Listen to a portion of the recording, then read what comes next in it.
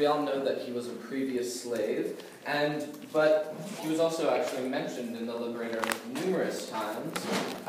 So he was a former slave and was a living counter-argument to slaves' lack of intellectual capacity. So all the slaveholders who were arguing that slaves who were freed should not be integrated into society and could not participate in society, he was living proof that it was possible and that slaves could be very intellectual. He also used his narrative as a main tool in his support for abolition.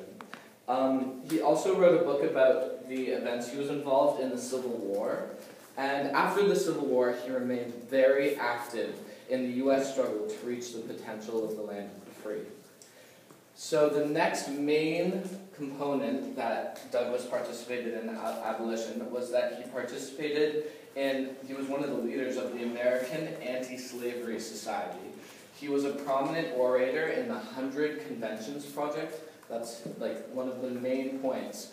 And the 100 Conventions Project was a 6-month tour through the eastern and midwestern states in which it informed people about slavery and displayed African American intellectuals, showing that they could be integrated into society. What year was that?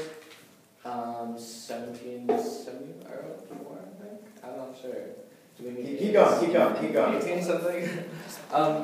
He also had governmental connections.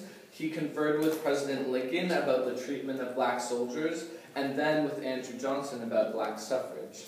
So the three main things that he was the author of his slave narrative, which was one of his main tools, his skills as an orator in the 100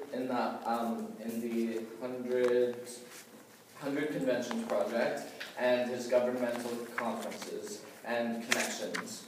He was also the first African American to be nominated for vice president. He was running with the small and kind of impractical party of the Equal Rights Party, and they didn't win, but he was also for women's suffrage and a firm believer in complete or hyper-equality.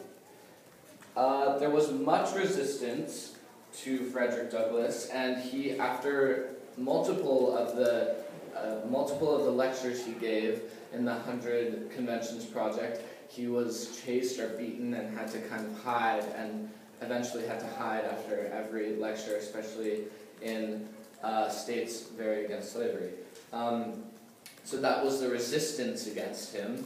And so his success was, he was very for the 15th Amendment, which is the right of citizens of the United States to vote shall not be denied by the United States or by any state on account of race, color, or previous condition of servitude.